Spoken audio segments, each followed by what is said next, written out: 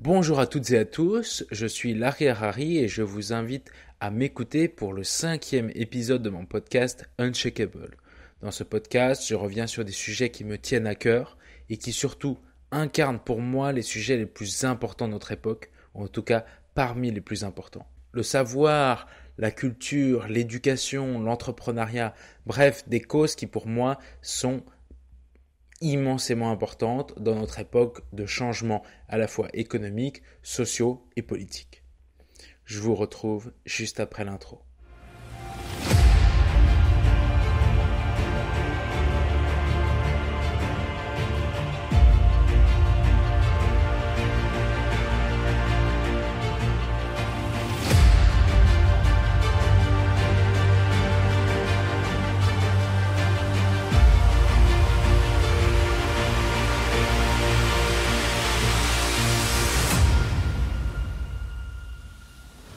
Alors le thème du jour sera un peu plus philosophique que les précédents épisodes.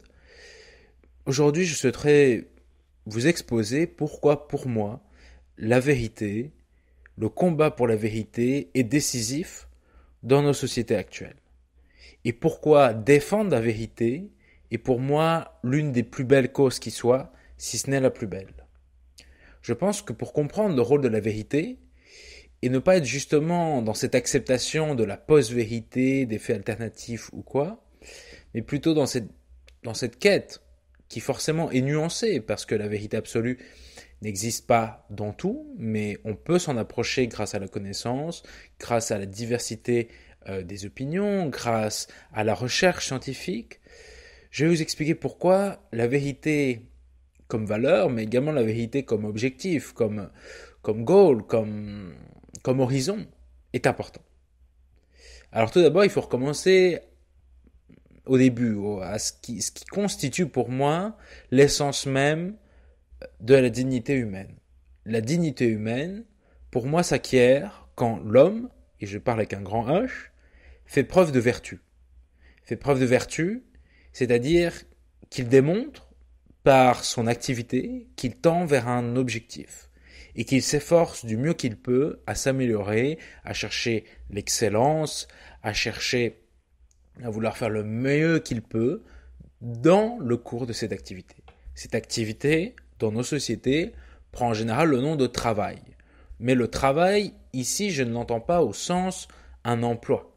Je l'entends au sens beaucoup plus large. Le travail, comme celui qui consiste à créer son entreprise, celui qui consiste à être un employé brillant, celui qui consiste à s'occuper de ses enfants de façon brillante, à enseigner aux enfants, à créer des vidéos de qualité, le travail, dans sa définition, je veux dire la plus large, la plus philosophique possible, qui est celle de l'activité humaine, et qui, ensuite, quand elle est doublée de cette quête d'excellence, de cette quête de s'améliorer, de cette quête de toujours chercher à partager le meilleur grâce à son travail et in fine grâce à son art, car c'est souvent un art qu'on exerce dans un travail, eh bien, pour moi, cette activité-là nous donne notre dignité. Voilà. En tant qu'être humain, nous avons une dignité, parce que nous démontrons que nous travaillons, que nous exerçons, que nous créons, et justement, elle s'oppose à cette idée d'oisiveté.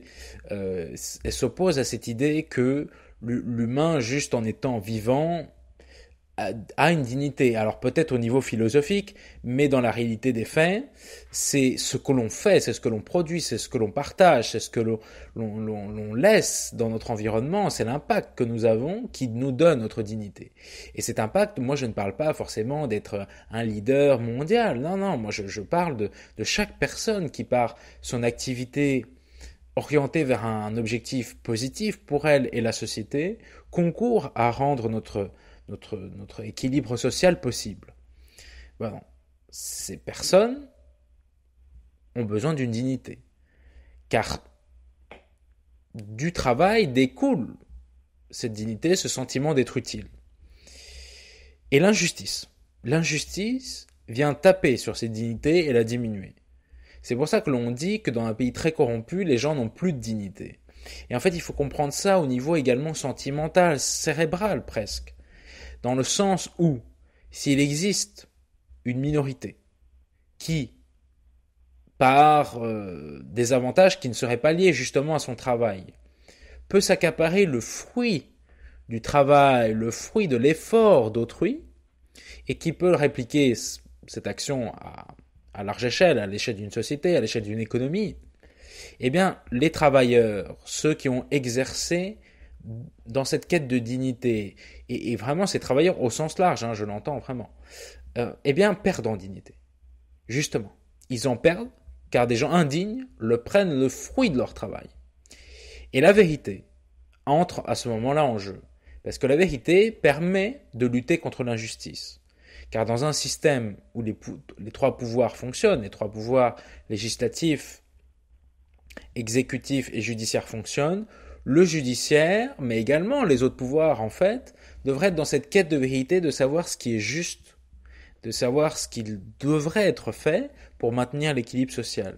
La vérité arrive comme étant le bras armé de la justice en fait. La justice doit chercher la vérité pour combattre justement l'injustice, la corruption, l'accaparement du travail d'autrui, mais également le fait le fait de placer par exemple ses enfants à certaines places, à la place de quelqu'un qui aurait bien travaillé, c'est prendre la dignité également de celui qui a travaillé pour obtenir ce poste. Donc on va dire que toutes les formes de corruption au sens large, qui ne sont pas combattues, détruisent une partie de notre dignité de travailleur. Et quand la justice ne fait pas son travail, ne cherche pas la vérité, ou bien est bâillonnée, eh bien la vérité disparaît, n'est plus le centre du jeu de la judiciaire, mais ça devient juste les acoquinements, les copinages, bref, l'ancien régime. Ou selon votre origine, votre nom, vous étiez jugé d'une façon différente à l'autre. D'où le sentiment d'injustice des autres, d'où le sentiment in fine d'indignité, où on avait l'impression qu'on avait beau s'efforcer, on avait beau faire le mieux que l'on pouvait, on n'obtenait jamais la dignité de celui qui pouvait être traité de façon juste par la justice, une justice qui ne cherchait pas la vérité, mais qui cherchait simplement à reproduire un système. C'est ce qu'on voit d'ailleurs aujourd'hui, quand on s'aperçoit que les gens qui ont plus de moyens, les gens qui sont mieux défendus par des avocats, les gens qui ont plus d'entre-gens, les gens qui ont plus de réseaux sont moins fortement condamnés que l'épicier du coin, pour parfois le même crime, pour parfois la même erreur. Donc on voit bien qu'il existe des inégalités qui sont en général liées à l'injustice, la mauvaise répartition des ressources, le copinage, les réseaux d'influence, tout ce qui rend compliqué l'accès aux hautes places à ceux qui, par leur effort, leur virilité au sens démonstration de vertu, auraient droit à ces places et qui n'y ont pas droit car d'autres ont trouvé des chemins de traverse qui ne respectent pas la vertu et qui ne sont pas dignes, justement. Et bien alors là, la vérité entre pleinement pour moi dans son rôle, qui est qu'une société qui ne cherche pas la vérité est en général une société où les gens perdent en dignité, où il existe de l'indignité, où il existe donc de l'injustice. Une société qui tend vers la vérité peut faire des erreurs, mais elle acceptera de se regarder dans le miroir. Une société qui se ment à elle-même, prenons comme exemple la société russe aujourd'hui manipulée par la propagande d'État poutinienne, qui est vraiment l'antithèse de la vérité, c'est le mensonge institutionnalisé. C'est ce qui fait les régimes autoritaires et même totalitaires, c'est cette influence sur la vérité, c'est vraiment cette idée de post-vérité, c'est cette idée où la vérité, écoutez, on prend une autre caméra et puis nous on va la redécorer, on va la remettre en place, on va la remettre en scène. Alors que la vérité du terrain, par exemple ukrainien, est indéniable. L'armée russe fait de la merde. Voilà. C'est la seule vérité qui existe. Et pourtant, si on place certaines images à certains moments dans un documentaire, on peut faire parler les images, on peut manipuler l'opinion, manipuler la vérité, et par là même influencer les esprits des gens qui consultent, qui consomment les contenus qui seront manipulés, qui seront mensongers. Et pour ça que le mensonge est tellement au centre des sociétés autoritaires et totalitaires, parce que justement, si elles cherchaient la vérité, ces sociétés-là, elles ne pourraient même plus se regarder dans la glace. Les gens ne pourraient même plus sortir de chez eux, tellement le sentiment d'indignité, d'injustice, d'inégalité serait fort. Pourquoi certains ont droit à des choses et pourquoi pas tous ? pas tous les membres de la société y ont droit. Pourquoi? D'où viennent ces inégalités? Et bien en général, de l'injustice et d'une vérité qui est bâillonnée. D'où le combat d'ailleurs contre le journalisme de qualité à tous les niveaux, mais également dans cette idée que beaucoup de journalistes même ont refusé ou ont renoncé, je dirais, c'est plutôt la parole juste, à chercher la vérité par simplicité, par effort de complaisance envers les puissants, parce que justement, la vérité est dangereuse. La vérité peut être déplaisante. La vérité, en général, n'est pas absolue. La vérité nous impose de penser par nous-mêmes, de chercher plusieurs points de vue, de consulter les opinions, de faire preuve d'empathie, et surtout de nous cultiver, de chercher toujours l'esprit critique, de nous dire les faits sont les faits, mais on peut les analyser grâce à une grille d'analyse scientifique, philosophique, et on peut essayer d'en tirer quelque chose. La vérité, au final, en tant qu'humain, nous impose souvent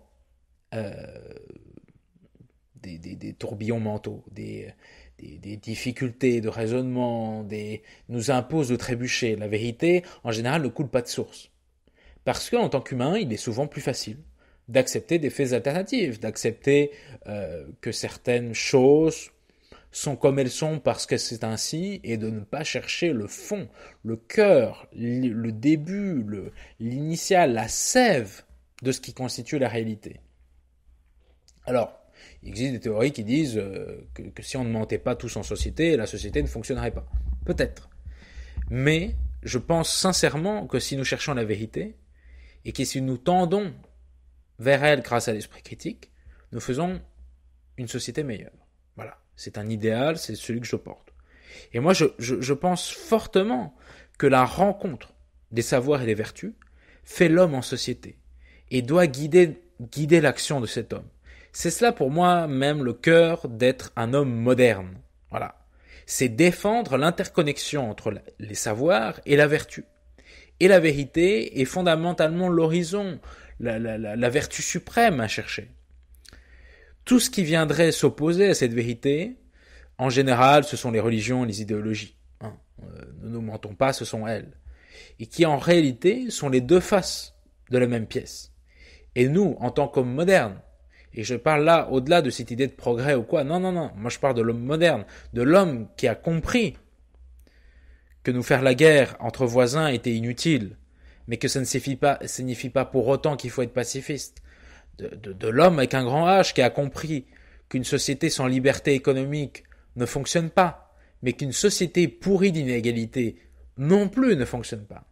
Et bien cet homme moderne qui cherche la vérité au-delà de l'idéologie, c'est pour moi celui qui doit constituer l'avant-garde de la société dans laquelle on est. Et non pas ceux qui sont soumis à leurs impulsions, leurs idéologies, les mots qui leur ont été soufflés dans l'oreille par d'autres.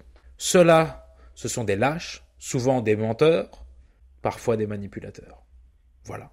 Et ça rejoint même cette idée d'éducation. C'est-à-dire que dans l'éducation, on devrait aider les étudiants, les enfants, à se rapprocher de la vérité, à la chercher, à la valoriser. Et même, en tant qu'adulte, nous avons une responsabilité là-dessus. Il est trop facile de mentir aux plus jeunes et de leur dire, bon, écoute, toi tu peux pas comprendre ou j'ai pas envie de t'expliquer. Parce qu'on n'a pas envie d'affronter parfois ces explications longues et fastidieuses, mais qui nous rapprochent de ce qui s'est réellement passé, de ce qu'il faut savoir. Et quand on fait cet effort mental, en général, on en sort meilleur. On en sort plus clair avec soi-même déjà. Et c'est là que, pour moi également, la vérité est importante. On ne peut être un grand scientifique juste en faisant de la science. On doit amener dans son analyse, dans sa grille de lecture, des éléments philosophiques, ça j'en suis persuadé. Et de toute façon, cela ne nous rend que meilleurs. À la fois en tant qu'homme, mais également en tant qu'intellectuel en sens large. On parle souvent des professions intellectuelles, mais combien sont capables de penser par eux-mêmes? Fort peu, vous les voyez au gouvernement. Bon. Est-ce qu'ils savent vraiment, ont-ils un logiciel de pensée, ou ont-ils une pensée? Et c'est là qu'en général, on fait la différence entre ceux qui sont grands et puis ceux qui seront oubliés, ceux qui sont tout petits. Donc voilà, moi je vous invite, chers auditeurs, à vous dire combien de fois vous avez refusé de voir la vérité en face. Combien de fois vous avez pris des actions, des événements pour ce qu'ils sont et n'avez-vous pas cherché à comprendre d'où ils venaient. Et quand ceci avait un impact sur vous, un impact fort émotionnel, combien de fois avez-vous accepté les faits sans comprendre leur origine? Eh bien, si vous voulez vous améliorer, si vous voulez vous sentir mieux avec vous-même, essayez de découvrir d'où ils viennent, la cause, et vous comprendrez les conséquences. Et cela vous rendra plus fort dans vos analyses personnelles, dans vos projets personnels, dans votre capacité à être serein personnellement, intellectuellement, parce que la vérité ne vous fait plus peur. Vous êtes capable d'aller la chercher, la rencontrer, la discuter. Et vraiment, pour moi, c'est vraiment cette idée d'esprit critique, au final, qui est liée très fortement à la vérité. Et c'est vrai que, voilà, par exemple avec Knower, on a vraiment à cœur de dire, ok, on va vous présenter une version de la vérité avec la plateforme, on va vous montrer d'où viennent les informations et tout ça, mais in fine, nous, on n'est qu'une étape dans votre parcours intellectuel. Si on peut vous y aider, on peut vous mettre quelques briques pour vous aider à grimper le mur, et ben on va le faire. Et on va vous y aider et on va vous prendre un peu par la main. Mais le bout du chemin, c'est vous qui allez l'atteindre. Et d'ailleurs, d'où cette idée de slogan qu'on a, c'est Knowledge That Empowers. C'est vraiment l'idée que le savoir émancipe, le savoir rend meilleur. Et ça, je le pense. Et je pense que le savoir en lui-même, bon, c'est comme du plutonium, ça sert à rien. Ça doit être utilisé, ça doit être organisé, ça doit passer par des cases dans notre cerveau qui rendent notre compréhension du monde plus fine et meilleure. C'est pour ça que le savoir se nourrit de la confrontation, du débat, de l'esprit critique, de la discussion. C'est fondamental dans la construction d'une idée, d'une pensée.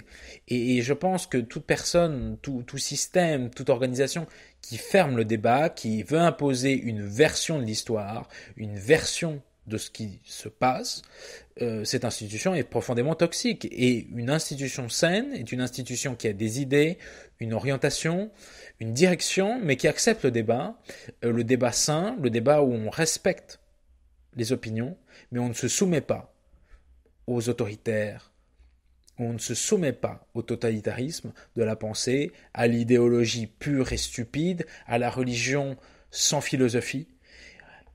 Une institution saine est une institution où le débat existe et où le débat est valorisé, non pas pour le débat parce qu'il fait avancer les choses, le débat au service de l'action. Et ça, pour moi, c'est central.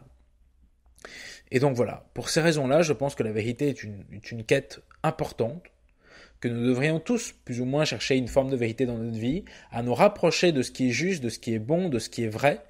Et je pense que, à mon échelle, avec ma chaîne YouTube et aujourd'hui avec la plateforme vidéo Knower. Pour rappel, vous pouvez vous préabonner en cliquant sur knower.fr, donc N-O-W-E-U-R.fr. Vous pouvez vous préabonner à la plateforme. Eh bien, je pense que à mon humble échelle, j'essaye d'aider les gens en m'aidant moi-même, en fait, en moi-même, en faisant des recherches, en moi-même, en travaillant avec des chercheurs et tout ça. J'essaye de m'approcher de la vérité. Elle ne sera jamais absolue, elle ne sera jamais parfaite, surtout dans les matières qui ne sont pas des sciences dures, mais on peut s'en rapprocher. Et surtout, on s'ouvre aux autres, on s'ouvre aux pensées différentes, mais on ne se soumet pas au totalitarisme, aux idéologies qui sont un poison mis dans l'esprit humain par quelques-uns pour nous manipuler et pour prendre le pouvoir. C'est toujours plus facile. L'homme moderne est un homme qui est penseur. C'est l'alliance des créateurs et des philosophes qui fera le 21e siècle. Voilà, je vous dis à la semaine prochaine pour un nouvel épisode d'Uncheckable.